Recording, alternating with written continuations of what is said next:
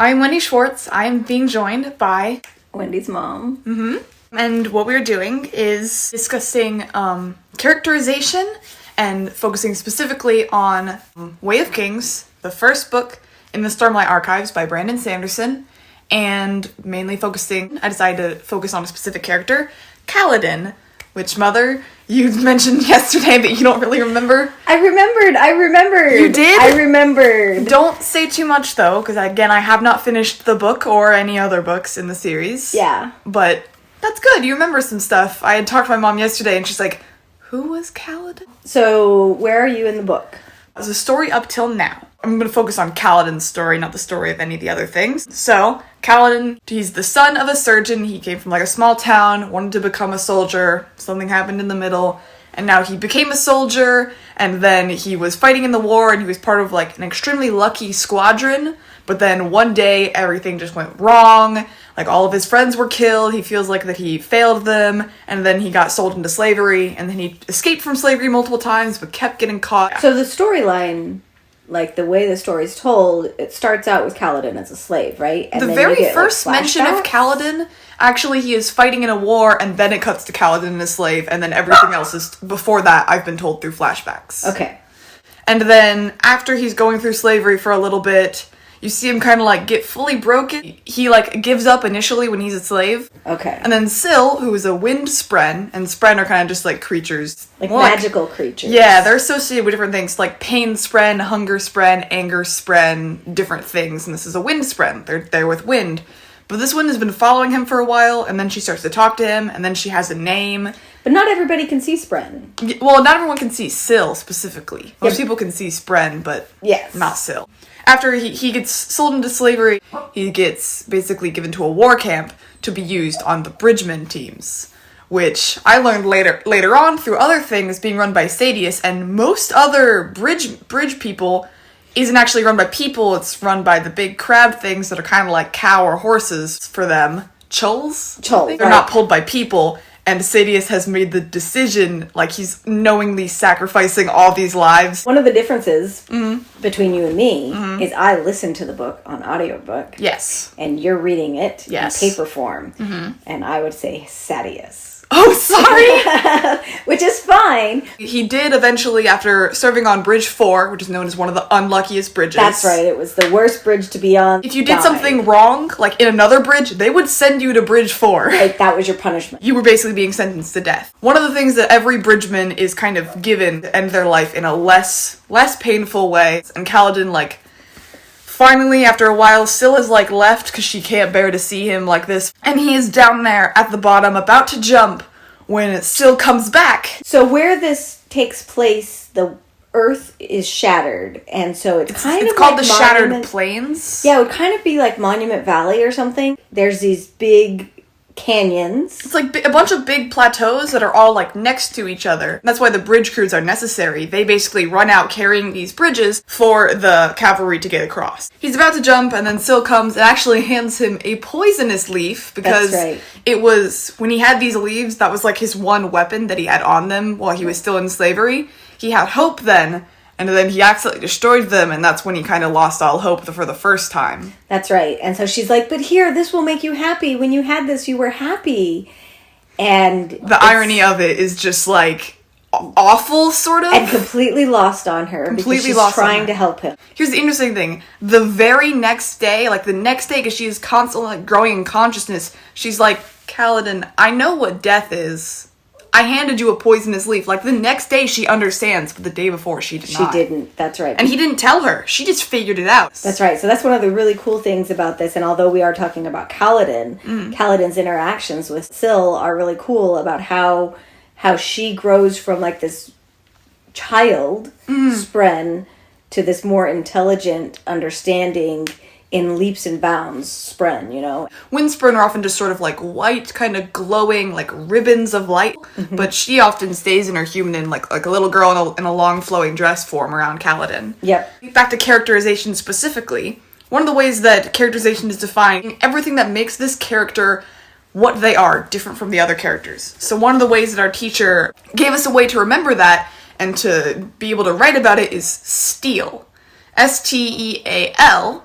basically an acronym, stands for speech, thought, affect, actions, and looks. I would like to kind of go through that with Kaladin, specifically stuff that kind of happened in this chapter. Well, speech is really important for him, right? Because he is like super educated from being the son of a surgeon. So he was his dad's apprentice. And so his speech is much different and much more like the noble class than the rest of the bridge runners. Which is interesting because one of the things in this book is there are light eyes and there are dark eyes. So light eyes is generally, you know, like blue eyes, some green eyes, depending on it. And then dark eyes, like some people really like dark, almost black eyes, hazel eyes. And Kaladin is a dark eyes.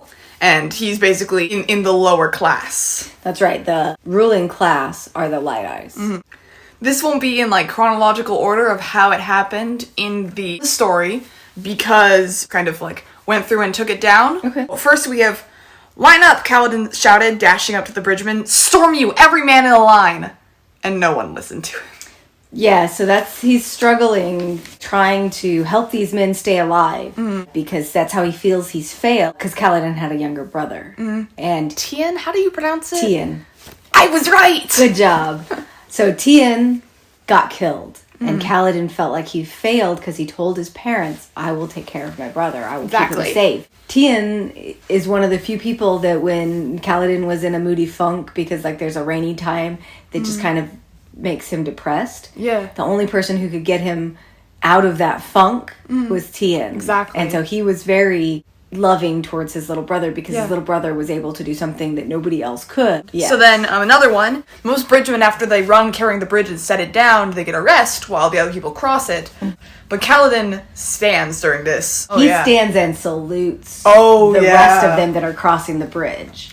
And, like, the soldiers are like, oh, I wanted to see what a real soldier was like, huh, bridge man? And he's like, this is my bridge, he said in a loud voice. It is my weapon, the only one allowed to me. Treat her well. And then, like, literally seconds later, he thinks, in truth, he hated the bridge. Yes. But he did that because, as being a soldier, he knows how much soldiers value, like, their weapons and how much, like, you care for them. Because that is your life when you're fighting. Yeah. And the very final stretch of the bridge run, bridgemen are often shot at the most because they are not allowed shields. I'm still trying to figure that stuff out. I know that you're smiling at me like you know something, and I know it's because you do. But I finished everything that's written. Yeah. And, so he moved to the front of the bridge during the most dangerous part of the run, and miraculously, and I'm using quotation marks because I figured this out, miraculously was not hit. Even though everyone else at the front was. He was actually in a non-lethal spot. That's right. And that brings up another point. He wants to help people. Yeah. And so, like, as people are injured in these runs, he starts helping them and providing the care that his dad taught him how to do. And so he starts helping them and saving people's lives. The effect on the people, they start to actually, like, listen to him. I'm going to move on to thought for real quick. When noticing Syl's growing awareness, she said, like, I know what death is. Like, days later, he's still thinking about that, and he says he still wasn't certain whether to feel sorry for her or not. Because, like, understanding what death is something that's, like, very important that any conscious being should know, but at the same time, like, it's sad and horrible, you know? Death is terrifying, and now she knows what that is, like... That's right, she's kind of lost some of her innocence. And then, another thing that they thought was, they're your men, Kaladin told himself. They need you to lead them, even if they don't know it. How can you lead from the rear? The bridge leader, one of the privileges where they would get to move to the back during the most dangerous part of the run, so they're most likely to survive and come back and continue leading.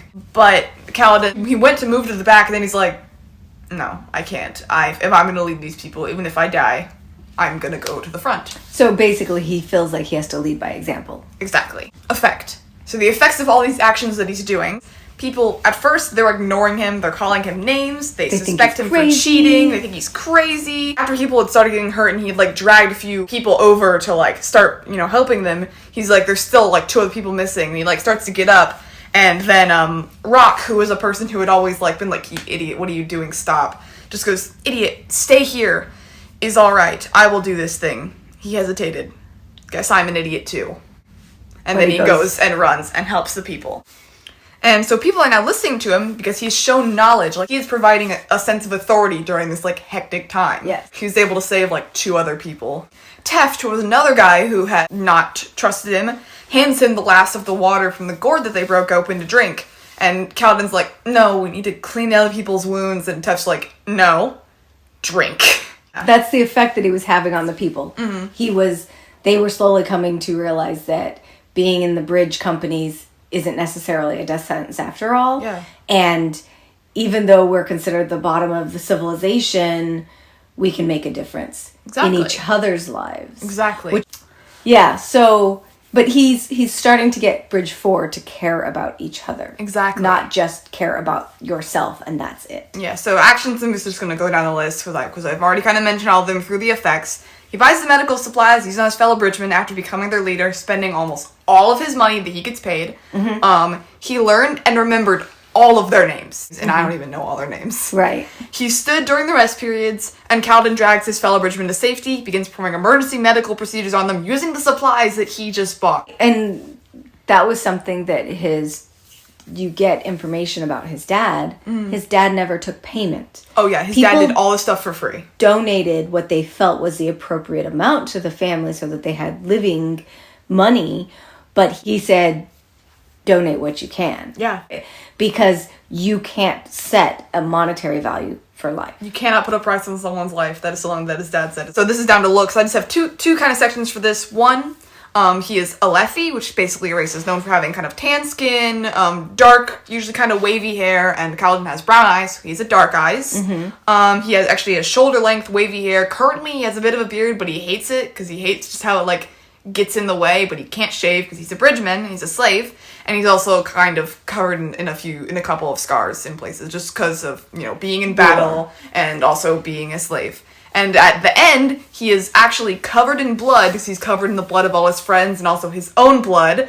And he actually has to bribe the kind of manager of Bridge 4 in order to allow them to bring the wounded back. Mm-hmm. And upon doing this, he's like, I must be quite the spectacle right now, being just covered in blood. So there's one thing you didn't mention. Mm-hmm. Which is the brand on his forehead, the Shash brand. He has a few other brands, because all slaves get brands, but he's a brand that is Shash, which means dangerous. Difficult to handle, dangerous. Yeah, it's like dangerous or something like that. It makes him also, value-wise as a slave, cheap. Yes, exactly.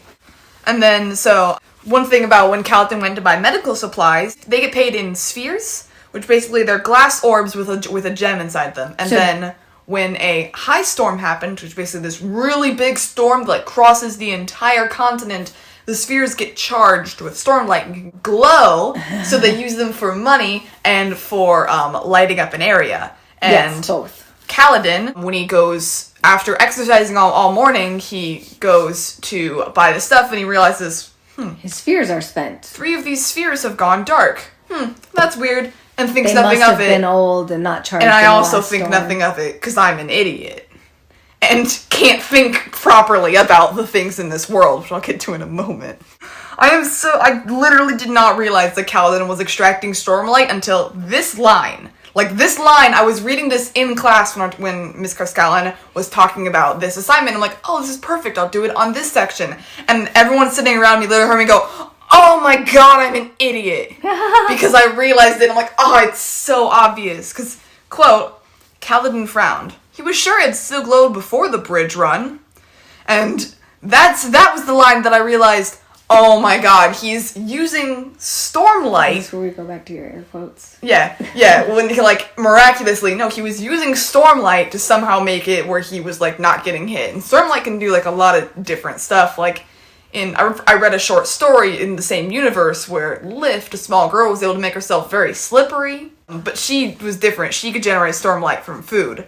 Most people have to extract Stormlight from the spheres, so they keep them on them. Mm-hmm. So there's something about that is special as well, right? So there is certain special weapons and armor that are used. The shard blade is deadly, but just doesn't leave a mark on a person. Yes. But shard plate can block. Yes, until it gets broken. And shard plate is powered by Stormlight.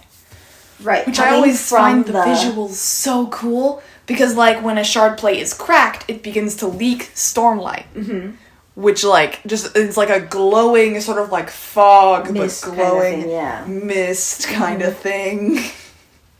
Mist is a whole nother thing in another one of Brandon Sanderson's books. In his, multiverse. Speaking of Brandon Sanderson's multiverse and other books that he's written, he's starting to care about the people around him. Mm-hmm. He had kind of given up.